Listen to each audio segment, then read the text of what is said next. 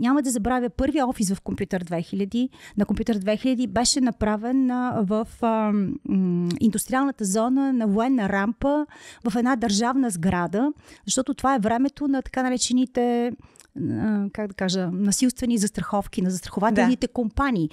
И затова беше избрана тази сграда, защото имаше въоръжена охрана. Отвънка пазеха кучета. Въведох в началото по-гъвкаво работно време. Преди повече от 20 години, когато никой не беше чул за това. Нали, имаше момичета, които пътуват много и вместо да я караме да идва в 9 часа и да стои 1 час в задръстването, нали, аз направих за всеки един индивидуална схема, по която да идва на работа, така че да работи 8 часа. Там се работи с тях с предплащане. 30 до 50% предплащаш и те може никога нищо да не ти изпратят. Говориме за поръчки за милиони. Тъй като представите на китайците за минимално количество за поръчка се измерва в контейнери.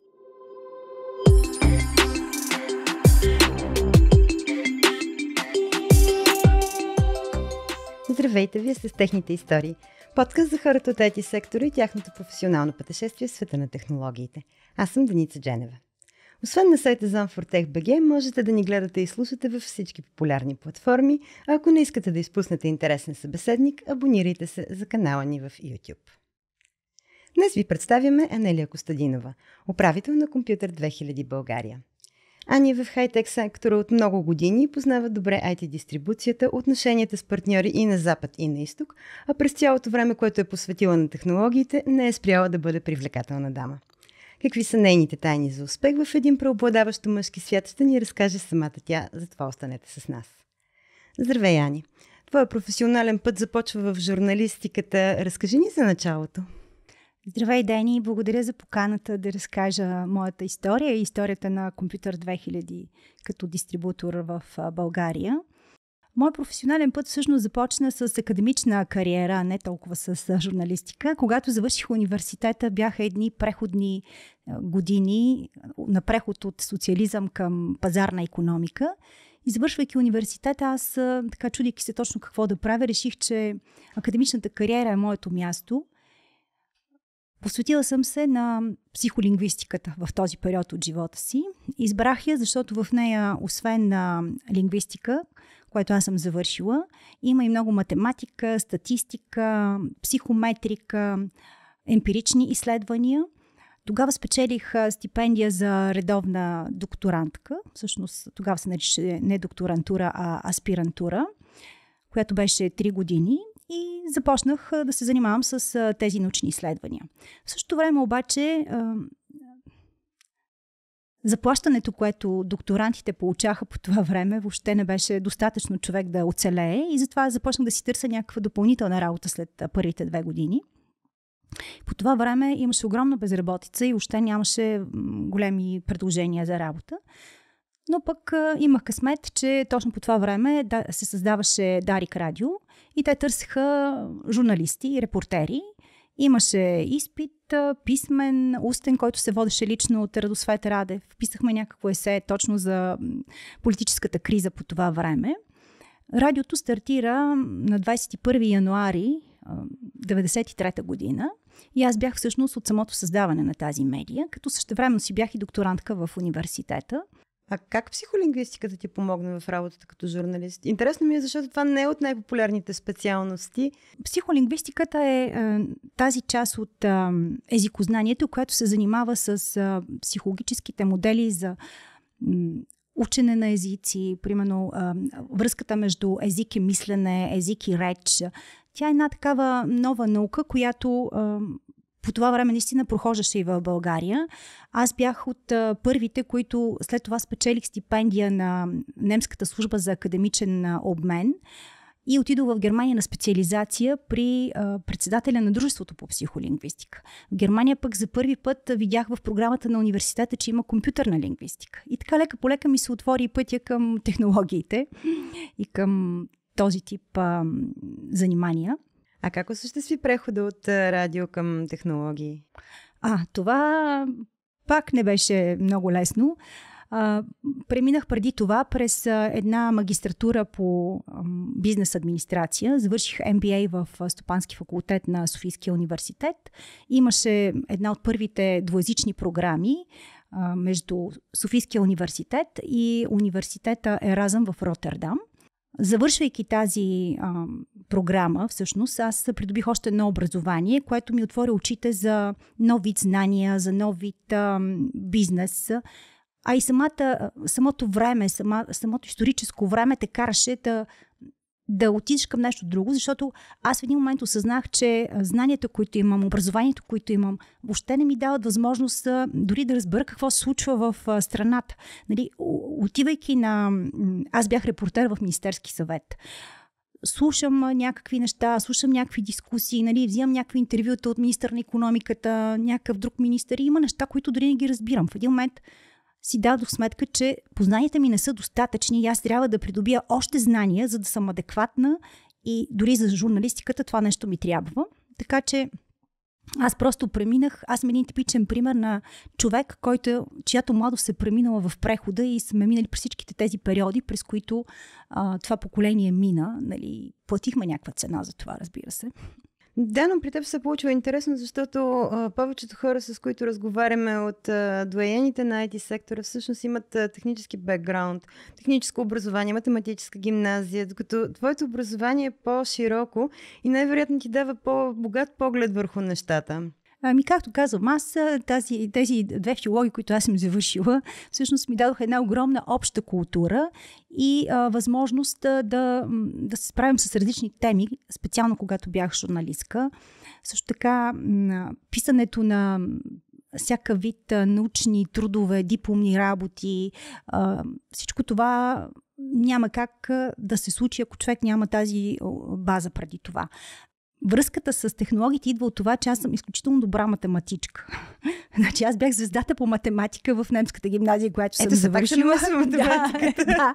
Винаги има математика. Учителката ми, която беше по математика в гимназията, другарката Илиева, тя вече не е между живите, аз си спомням, че когато кандидатствах в немската гимназия, тогава нямаше такива частни уроци, такива, нали, както сега, огромни възможности човек да се подготвя. Аз се готвих сама с едни сборници, които Леля ми беше донесла. И моята оценка по математика в немската гимназия беше пълно 6. И учителката по математика, която по случайност ми водеше, имаше някакъв такъв двуседмичен курс преди самия изпит, тя ме е запомнила от тези курсове, че съм детето, което вдига първо ръка и решава първо задачите, нали? И когато е подбирала списъците, кои деца да бъдат в нейния списък, тя е посочила моето име. Това, нали, нямах намерение да го разказвам, но всъщност е така интересен факт, че аз наистина и когато бях вече в периода, когато трябваше да избирам къде да кандидатствам, тя много се очуди, че аз избирам да кандидатствам с литература, с история, а не с математика. Но там пък има друга история. Нали? Имах приятел, който беше режисьор, който каза, не, в никакъв случай ти не трябва да си цапаш ръцете, да работиш в някакъв завод и така нататък. Като че не беше много престижно по това време да си инженер в някаква фабрика. Нали, не съм си давала сметка, че човек може да се занимава с наука, с такива неща. Повечето наистина от мениджърите, които създадоха собствени компании в началото на прехода, те също идват, между другото, от академичните среди. Да. И са се занимавали с научни изследвания преди да дойдат и да създадат собствени компании, да рискуват и да се хвърлят в това приключение, наречено собствен бизнес. Да, повечето са такива. Но аз наистина съм човек на логическото мислене, на анализите. Това е нещо, което ми помага, което правя и в момента. Моите анализи, пайплайни, прогнозите, които правят, изключително много се харесват от производителите. Има случаи дори ги цитират в техните презентации, така както са си готови. Това е връзката с математиката и литературата, т.е. аз някакси се върнах в естественото си състояние и затова бях избрала и психолингвистиката, защото тя е по-точна наука. Аз правях едни много интересни изследвания. Дори ги правих в Германия, като бях. 10 някакви строфи бяха от стихотворения. Темата беше как се променя значението на думата, когато е поставена в контекст. Как я възприемат българоговорящите, как я възприемат чуждоговорящите хора. Беше много интересно, но когато в един момент ти разбираш, че трудът ти е безмислен и дори не можеш да се изхранваш с това, което правиш, аз реших, че трябва нещо друго да науча. И по принцип аз не се страхувам от това да уча, да се хвърлям в нови неща. Изключително съм благодарна, че можах да завърша тази магистратура. Темата ми, между другото, за дипломната работа тогава беше точно Компютър 2000. Как франчайзинговия модел в дистрибуцията е успешен, като пример за успешен франчайзинг. Това е свързано вече с историята на Компютър 2000, но аз не съм завършила MBA с идеята да отида да работя в Компютър 2000. Това беше в последствие. Това е много интересно и когато стигнем до тази част, ще ми бъде интересно да разкажеш също как франчайзинговия модел е успешен в България. Още повече това е една от малкото компании, които действително са тръгнали като поделение на голяма компания и са просперирали тук. Повечето дистрибутори и оцеляха. Повечето IT дистрибутори си бяха с българска собственост. Много фирми фалираха всъщност. Да, малко останаха тези. И то чужди фирми, големи фирми фалираха. Добре, ние всъщност стигнахме до Компютър 2000 и направи този проект и как попадна в самата компания? Когато написах тази работа, все пак аз трябваше да ходя в компанията, да разпитвам, да изучавам процесите. След това я дадох на Станислав, който е основател и собственик на компанията. Между другото, той е завършил в Германия, в Дрезден, в Техническия университет за компютърен инженер. И когато аз го срещнах, той също беше в университета в Дуисбург. Той преподаваше на студенти и се занимаваше с някакъв научен проект. Когато му дадох да прочете, той всъщност осъзна, че аз имам такъв огромен аналитичен потенциал, че разбирам процесите и когато ме покани в компанията, всъщност той много дълго време ме моли да отида в тази компания. Защото първоначално, когато дойде от Германия, неговите представи бяха, че това семейен бизнес, как това е типично българско, не, в никакъв случай. Той трябва да си бъде самостоятелен. Аз дори не ходех в фирмата, не съм била там сред хората в началото, макар че знаех за какво става дума, защото бях до него. Така че той ме покани точно с тази цел. И когато аз стартирах в компанията, аз най-напред отидох в отдела по логистика. Аз съм минал през всичките отдели. Моята роля не е била да иззема функциите на служителите и да правя нещо вместо тях или да ги направлявам. Моята идея беше и ролята ми беше точно такава, да анализирам процесите и да ги оптимизирам. И точно това се захванах. Оптимизирах доставчиците на транспортни услуги, доставчиците на застрахователни услуги в началото. Имаше и уволнени хора. И така. Това се случва в 2003 година. А преди това ти обаче имаш наблюдение върху IT сектора? О, да. И как изглеждаше той в началото? Беше много трудно. Компанията Компютър 2000 е създадена 1995 година като български офис на германския дистрибутор Компютър 2000, който по това време е най-големият дистрибутор в Европа за IT технологии. Станислав е изпратен тук да създаде българския офис. Когато пада стената и започват демократичните процеси в Източна Европа, съответно много от западните компании искаха да създадат офиси, да използват тази пазарна възможност да вземат пазарни позиции тук. Компютър 2000 е една от първите компании, които те отварят в Източна Европа. Преди това имаше още няколко. Даже си спомням, че той беше изпратен за 3 месеца в Прага, като тренинг on the job. Освен това, около една година го обучаваха в централата в Мюнхен. Та идвайки тук в България, той трябва да създаде компанията. Идва, 12 години не е живял в България. Той няма никаква представа от политическите процеси, от икономическите процеси, от ситуацията, която ще го посрещне тук. Идва с едни такива идилични представи, Например, няма да забравя, пуска обява за секретарка, за счетоводителка и той си представя, че неговата секретарка, това е асистентката на CEO-то, която, както асистентката на CEO-то в Германия, трябва да може да прави анализи, трябва да може да му направи презентация, трябва да може да му поднесе една информация така систематизирана, пуска една обява на английски език с всичките тези изисквания, които той си представя, че трябва тези характеристики момичето или там, който и да е да ги има. Никакъв кандидат за работа. При положение, че има огромна безработица, заплатата е огромна, условията са прекрасни и той споделя с партньорите си там, с реселерите. Казвам, как може, как е възможно, ето пускам обява, И те го питат, добре, разкажи ни какъв човек търсиш. И той почва да разказва, какво е направил, как го е написал и те казват, добре, първо пусни обявата на български език. След това секретарката беше с английски, обявата беше на български език. И всъщност се оказа, че нивото на така подготвеност на кадрите не съответства на изискванията, които една западна компания има. Така че това беше една от трудностите, да се научат хората да работят по такъв маниер и по тези стандарти. Например, счетоводителката трябваше да задължително да знае английски, защото всеки месец се правиха репорти на английски, които се изпращаха.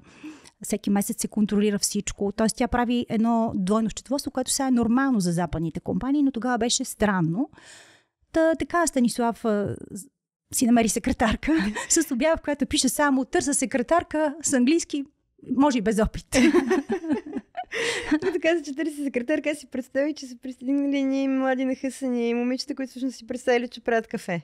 И че колкото по-дълъг е маникюра, толкова начало въобще нямаше такива. Нали, като прочетоха изискванията, нали, то просто имаше едно несъответствие между неговите представи.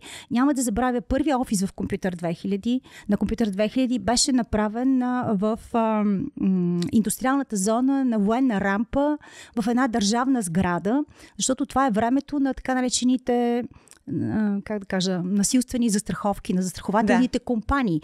И затова беше избрана тази сграда, защото имаше въоръжена охрана. Отвънка пазеха кучета. Стоката се качваше на последните етажи с обикновен асансьор. Това да си прокараш интернет, да си прокараш повече от една телефонна линия, то беше изключителен проблем. Трябваха връзки, бавеха се, въобще всичко беше много трудно. И след това, наистина, това бяха и следващите години до не знам кога. Това беше период на сива икономика, на контрабанден внос. Това е огромна, нелоялна конкуренция, от която страдаха нормалните дистрибутори. Нали? Не казвам, че Компютър 2000 бил единствен, имаше и други компании, но всъщност са по-проспериращи и по-оцеляващи се оказаха точно тези, които работеха като Компютър 2000 по нормален начин и нали, които и до ден днешен работят така. На мен ми се струва, че всъщност те като се поотсяха, може би не напълно, но в голяма степен като се поотсяха на пазара, всъщност останаха тези, които работят по правилния начин, точно без така. Сивия внос, без продажбите, без ДДС и така нататък. Това вече го няма. Предполагам, че го няма. Да, не знам доколко го няма, но действително останаха такива компании, които работят по правилния начин, които правят бизнес по нормален начин. Точно така, да. Така че това бяха трудните години. Българските компании, нали, тогава бяха малки, повечето бяха и семейни компании. Тогава се създадоха първите големи български компании, които започнаха да участват в държавни проекти, да си изграждат инженерингови екипи, за да предоставят освен продукти и услуги. Това беше периода, в който се изграждаше партньорска мрежа. Хората трябваше да бъдат обучавани за продукти. Дори трябваше да бъдат обучавани как да продават тези продукти. Трудно беше, но имаше и интересни моменти. Например, тогава се организираше едно изложение, което се наричаше ByteExpo, нали, Българската асоциация за информационни технологии. Това беше голямо събитие да се организира това експо, на което се представяха най-новите. Всеки един вендор идваше тук да си представи новите продукти. След това този формат се изчерпа като такъв и вече нали, те организират по друг начин събитията си. Но организирахме събития, реселърите се радваха. Заобщо имаше така и една романтична нотка, така да го наречем, на първите години. Но беше много трудно, наистина много трудно. А клиентите, те знаеха ли какво искат? Най-вероятно не. Българските компании, как да кажа, те бяха малки, не винаги така ориентирани в ситуацията, но то пак казвам, една от ролите на дистрибутора е точно да образова своите партньори. Нали, всъщност аз не им казвам клиенти. Един от първите уроци, които научих в дистрибуцията, беше това, че реселърите не са клиенти. Те са партньори. Ние правим заедно бизнеса в екип с тях и нали, заедно успяваме, заедно се борим. Тези, на които продаваме технологиите, всъщност от другата страна и ние заедно с партньорите си всъщност правим този бизнес. Кои бяха първите уроци, които научи? Това беше един от тях, всъщност за партньорите. Другия ми така урок е, че дистрибуцията е много труден бизнес. Нали, изглежда така отстрани като по-лесен, защото се работи с по-голям мащаб. Нали, идват едни реселъри, които са с така големи проекти, с по-големи сделки са, но всъщност дистрибуцията на хардуер и това да си all-in-one дистрибутор е много трудно, защото има един огромен риск с складовите наличности. Това, което на мен най-много ми тежеше, въобще на нашия бизнес ни тежеше, това беше това да се поддържат постоянни складови наличности и да се така да се планират складовите наличности, че като ти свършат едните, непременно да имаш от следващите. Изобщо това беше един рисков бизнес в това отношение. Също така дълго време имаше и проблеми по това време с финансирането, тъй като една от ролята на дистрибутора е да финансира бизнеса на своя партньор. Имаше такива, които не бяха коректни и не плащаха. Нали. Една от задачите ми в компанията беше точно да събера вземанията и аз наистина събрах огромно количество. Станислав и до ден днешен, нали, така, е супер доволен от това, че аз съм събрала някакви милиони в компанията, които той бил отписал. Което обикновено обратното. Жените обикновено са подаването на поздраването. Аз в тази компания поех доста, как да кажа, неспецифични функции, но аз си имам и своя подход. Нали, смятам, че съм по-добра в комуникацията. Друг урок, който съм научила е, че човек не бива да руши мостове, той трябва да изгражда мостове. Дори да има разрушени мостове, трябва да се стреми да ги възстанови. Това е едно от нещата, които се учат в този тежък бизнес. Ще прескоча на темата за жените в технологиите, защото така или иначе заговорихме за това. Мислиш ли, че това... Как те възприемаха всъщност партньорите, като виждате една добре изглеждаща дама? Не мисля, че това изобщо имало някакво значение как аз изглеждам. Нито ми е помагало, нито ми е пречило. Ако изобщо има някакво значение как изглеждам, то е когато съм срещнала Станислав, просто да ме забележи в тълпата от студентки в Германия, нали? Защото иначе просто нямаше да ме забележи. Но тук, нали, все пак предаването не е искрено и лично. Добре, ти все пак си жена. Те са свикнали да работят с мъже. Поне, може би в началото, в момента имат доста успешни примери за много успешни дами, но в началото и без това е ново за всички, се появява и една жена, която да... Аз първо по отношение на процесите и управлението на хората в компанията, аз мятам, че допринесох доста с своя по-мек подход. Нали, например, въведох в началото по-гъвкаво работно време. Преди повече от 20 години, когато никой не беше чул за това.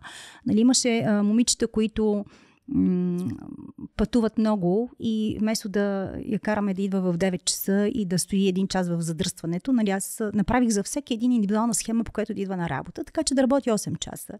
Нали, аз бях първата, която въведе това, примерно те, които пушат да работят половин час повече и никой не възропта за това, защото не беше много честно. Нали. Едните си почиват, другите работят.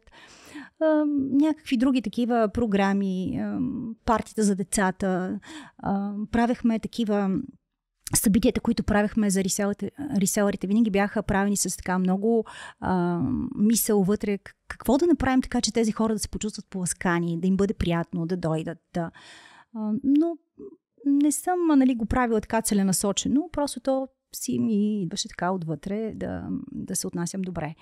Това, което смятам, че има значение в бизнеса са личностните и професионалните качества. Ако аз не бях достатъчно любознателна и да науча тези неща, ако подходът ми към хората беше различен, вероятно нямаше да успее толкова много.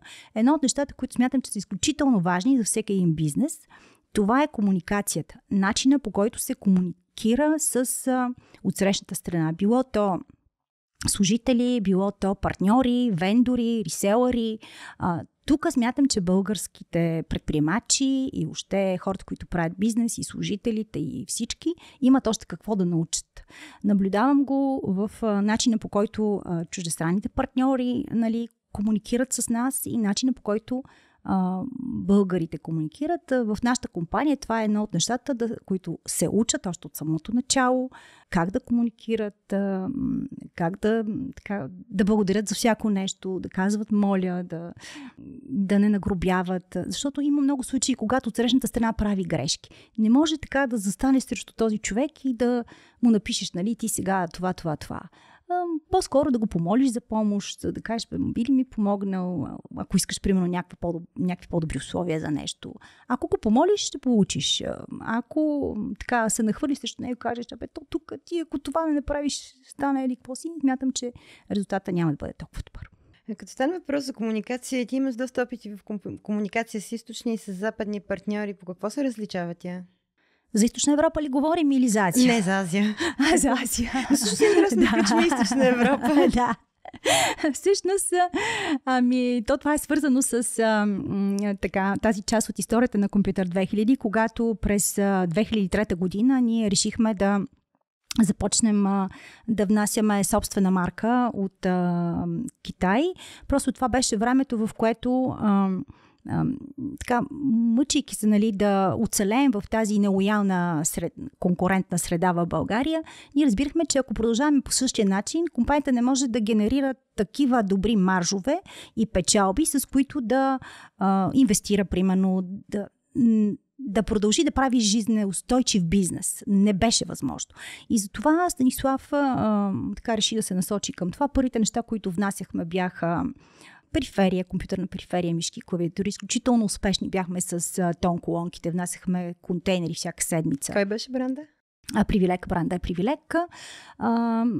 След това 2007 година пък стартирахме производството на двусимови телефони в Китай, с което бяхме абсолютен хит на българския пазар. Такива нямаше на българския пазар. Това е умението да си добър предприемач, да измислиш пазарна ниша, да видиш потребностите на пазара и да ги удовлетвориш. По това време имаше 3 телекома, тези ASSI3, обаче тогава цените на услугите бяха различни. Ако ти си клиент на единия телеком и трябва да се обадиш на клиент на другия телеком, цената ти ставаше тройна и четворна и съответно хората ходеха с по 3 телефона, виждал съм и с по 4 и повече, защото примерно някой от тях е служебен.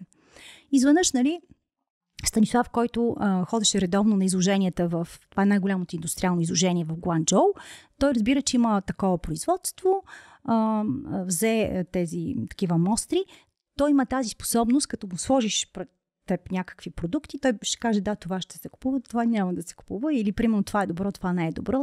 Самите ние в началото обучавахме нашите китайски доставчици как да търсят качествените продукти, как да проверяват качеството. С телефоните беше абсолютен хит. Това за мен е звезден миг в развитието на компанията, защото ние не просто създадохме нова марка, телефони, които след това станаха смартфони, но ние създадохме клас А телефони. Китайците не им е силата в софтуера. И тук трябва да кажа, че те правеха много грешки и софтуерите се доработваха в България. Отстраняваха се бъгове, работеше се, но за да се контролира качеството, ние създадохме офис, компания в Шенжен, компания в Хонг-Конг. Имахме си служители там, офис, като местни хора, като, нали, тяхната роля, особено момичето, което управляваше офиса Поли, нейната задача беше да контролира качеството, да проверява, защото имаше много фабрики, които фалираха. Там се работи с тях с предплащане, 30 до 50% предплащаш и те може никога нищо да не ти изпратят. Говориме за поръчки за милиони. Тъй като представите на китайците за минимално количество за поръчка се измерва в контейнери. Особено хардуерните неща се измерва в контейнери, а телефоните не сме ги внасяли с контейнери, защото трябваше да идват бързо. Ние произвеждахме такива телефони, които буквално на няколко месеца се вадеше нов модел, който беше с някаква нова функционалност. Например, ние бяхме първите, които произведоха двусимови телефони с телевизия, двусимови телефони с радио, с GPS. Нали, това е свързано и с световните тенденции на технологиите. Не сме ги измислили ние, но просто да произведеш телефон с европейско качество на китайска цена, това беше магическото чудо, което се случи в Компютър 2000. Това става 2007-2008. 2009 дойде кризата. Тогава Станислав се принуди да отиде в Китай, да контролира нещата и да се опита да създаде международен бизнес. Той наистина успя. Ние имахме продажби в цял свят, но на китайски цени. Нали? Говорим за някакви супер миниатюрни маржове. След това, следващото, което беше пак така хитово, бяха собствената марка таблети. 2013 година произвеждахме таблети Привилек. И след това вече, когато маржовете започнаха да падат поради конкуренцията на големите класическите брандове, които произвеждат телефони, ние решихме да се откажем, защото не ни стигаха силите за мащабен световен бизнес. За да правиш такъв бизнес, просто трябва да вземеш финансиране, да се разрасне бизнеса до такава степен, че да покриеш огромни пазари. Преди да стигнем към следващата крачка от развитието на Компютър 2000, да сте върна на комуникацията. Трудно ли се комуникира? Защото на Запад културата е по-различна, но все пак имаме доста общи неща. Да. На изток те са наистина много по-различни от нас. И тук трябва да кажа, че всъщност китайците са изключително послушни и ученолюбиви. Да, те правят грешки. Да, всеки втори мейл на Поли беше "Sorry, I made a mistake". Обаче, като им кажеш, те отстраняват грешките. Изключително желание имат да се учат. Те искат да се научат. И затова те са толкова успешни. Затова те станаха световна сила. Затова много производства бяха изнесени там, не само заради ниските цени. Тези хора наистина имат огромното желание да се учат и се учат. В сферата на киберсигурността нямам желание да работя с китайци. Там е съвсем друго. Нали? Но това, което съм наблюдавала по фабриките, как тези хора просто си смениха менталитета, научиха се и наистина можем само да се учим. Като спомена киберсигурността, всъщност това е следващата фаза в развитието на Компютър 2000. Защо в тази посока отидохте? Това пак е свързано с постоянните ми търсения как да се подобри бизнеса, как да стане по-жизнен, как да компанията да се развива. Аз не се страхувам от ново начало, от това да тръгна в нова посока, да науча някакви нови неща. Когато започнах в Компютър 2000, аз минавах през различните отдели, когато стигнах до търговския отдел, започнах наблюдавах тези търговци, които се занимаваха с продажбите на... Тогава имахме само един-двама вендори, които бяха с решения за киберсигурност. И всъщност аз виждах, че това са уникални продукти, а тези хора просто не успяват да се справят с това да наложат тия продукти, въобще да ги развият като бизнес. И след като двама-трима така се изредиха, нали, неуспешно, в един момент реших аз да се захвана с това нещо. И аз съм се учила от вендорите, съм се учила. Те са ме учили. Значи, те изпратиха за първи път тук инженери, с които ни обикаляхме партньорите, създадохме партньорска мрежа, започнахме, нали, да работим по начина, по който трябва да се работи този бизнес. При мен това, което ме привлече, е, че това е първо абсолютно нов бизнес модел. Второ, той разчита на технологичното ноу-хау, на знанията на хората, които го правят. Вложенията са в хората, които го правят, а не в склад, не в офис, не в коли и така нататък. Нали? Вложенията са изцяло в технологичните знания на инженерите, които извършват pre-sales и post-sales процеса. Тясната специализация ли е бъдещето на дистрибуцията? Не бих казала, че трябва да има и другите дистрибутори, разбира се, те си имат своето място. Все пак някой трябва да продава принтери, компютри, сървъри, мрежови компоненти и така нататък. Но този начин на работа когато продаваш решение, това е съвършено различен бизнес модел. По съвсем друг начин се мотивират хората, съвсем друг тип са хората, които трябва да го работят. Това е повече консултантски бизнес, който разчита на добавена стойност. Тоест, задължително дистрибутора трябва да даде добавена стойност, не просто да продава, не просто да събира поръчки. Тоест, по един начин работеха търговците в Компютър 2000, когато бяха търговци на принтери, аксесуари и всякакъв друг вид хардуер. По съвсем друг начин се работи с решения. Например, при решенията трябва да се ходи при самите крайни клиенти. Тези клиенти трябва да се обучават. На тези клиенти трябва да им се разказва какви са ползите, какво те биха спечелили от това, ако те имат тези решения. Създава се партньорска мрежа, но не е такава широка партньорска реселърска мрежа, а по-скоро като елитен клуб, нали, хора, които искат в това направление да инвестират. Съвременен тренд, например, който аз наблюдавам и затова преди 2 години случихме такъв договор, според мен бъдещето е на доставчиците на управляеми услуги. Има такива вендори, които доставят решения, които са специализирани за доставчици на управляеми услуги, така наречените service providers. И човек трябва да следи тенденциите не само в технологиите и продуктите, но и въобще как се прави този бизнес, как се развива. Интересното, например, е, че заради дигитализацията най-добрите дистрибутори в Европа в момента много използват онлайн платформи, marketplaces, където партньора може да влезе и сам да си поръча, но това пък е само за такъв тип решения, които са по-обикновени, subscriptions някакви, нали, които ти си ги знаеш, отиваш, поръчваш си и няма нужда търговец от среща да му губиш времето и да нали, става по-бързо. Но пък решенията, които са по-сложни, големите проекти, където си извършва преди това сайзинг, където трябва да се видят какви са потребностите. Много сложна е интеграцията след това. Не самото инсталиране на тези решения, а интегрирането им с други такива. Защото вече хората и компаниите имат много решения. Те нямат един производител и едно не нещо. Почват от нулата. Нали? И това нещо някой трябва да го интегрира. И там са най-големите трудности, които аз наблюдавам. Така че бъдещето на дистрибуцията е точно в добавянето на добавена стойност и то дори не в този класически смисъл да пратим човек, който да помогне с инсталацията, да пратим човек, който да реши някакъв проблем. Трябва да се изграждат цели екипи, които знаят точно как трябва да се направят нещата и да помагат на реселърите да ги наблюдават, да ги консултират как да го правят. Защото нали, ако пък дистрибутора тръгне да прави конкретно нещо, то вече не е дистрибутор и просто няма да има такива ресурси за да го направи.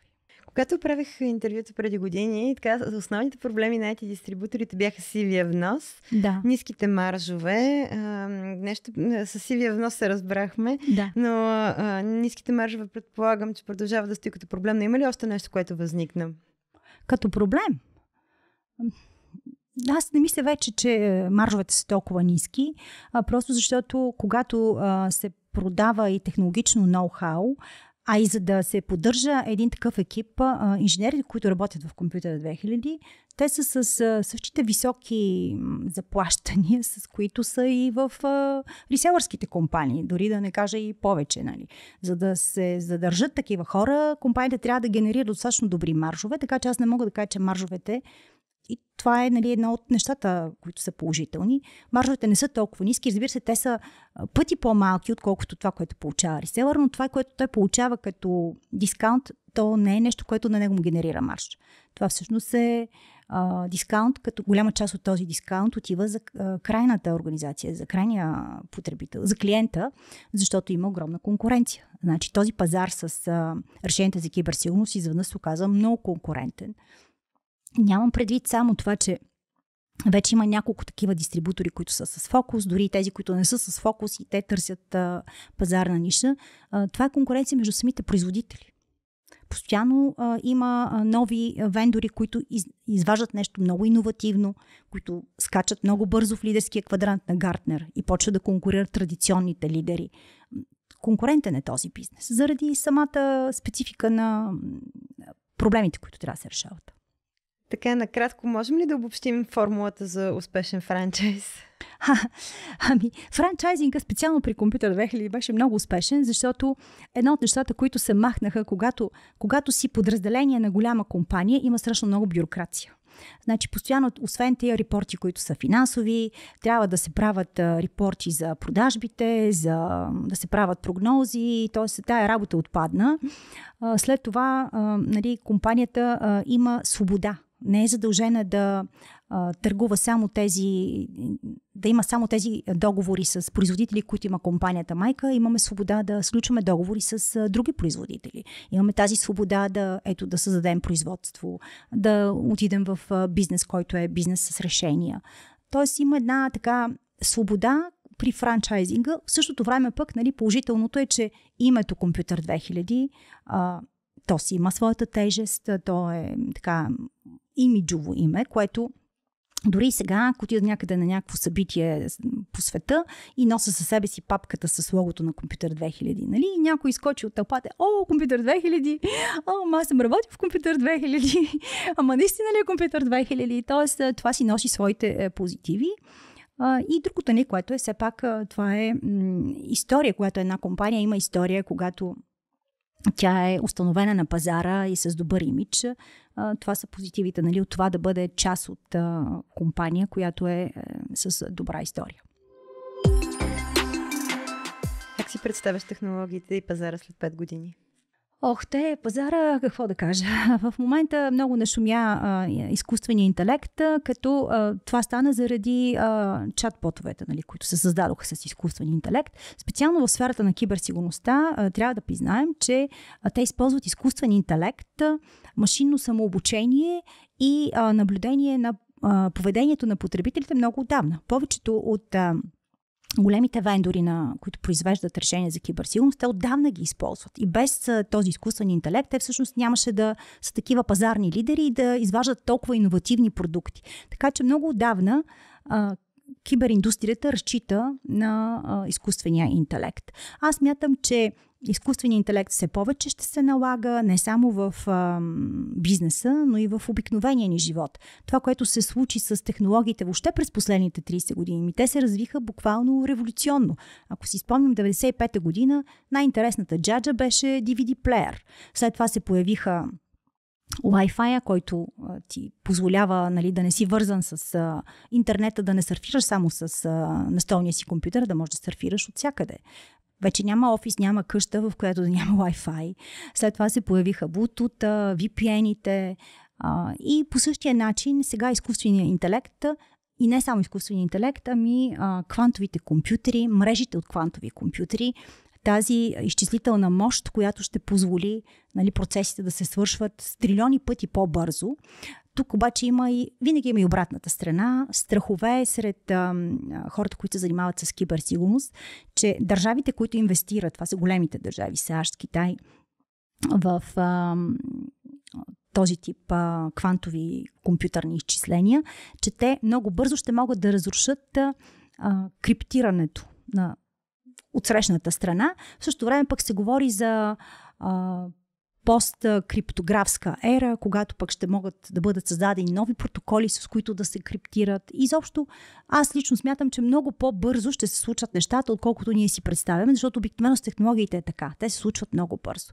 Но ето, нали, примера е с смартфоните. Как от един телефон, който служи само за телефония, само за разговор, с добавянето на когато 97 година или 2007 ли беше, или 97 излиза първия iPhone, 2007 година, първия Apple iPhone и изведнъж телефона става от телефон, той се превръща в едно устройство. Съвременния ни живот, това бурно развитие на социалните мрежи, на онлайн чатовете, това нямаше да бъде възможно, ако не бяха смартфоните. Ако тези функционалности не бяха добавени в телефон, а си бяха останали в стационарния компютър. Добре, много беше интересен този разговор. И ти благодаря, че прие нашата покана. И това беше всичко от нас. Не забравяйте да ни гледате и слушате на сайта Zone4Tech.bg и в Facebook, SoundCloud, Spotify, Google Podcasts и Apple Podcasts, както и да се абонирате за нашия канал в YouTube.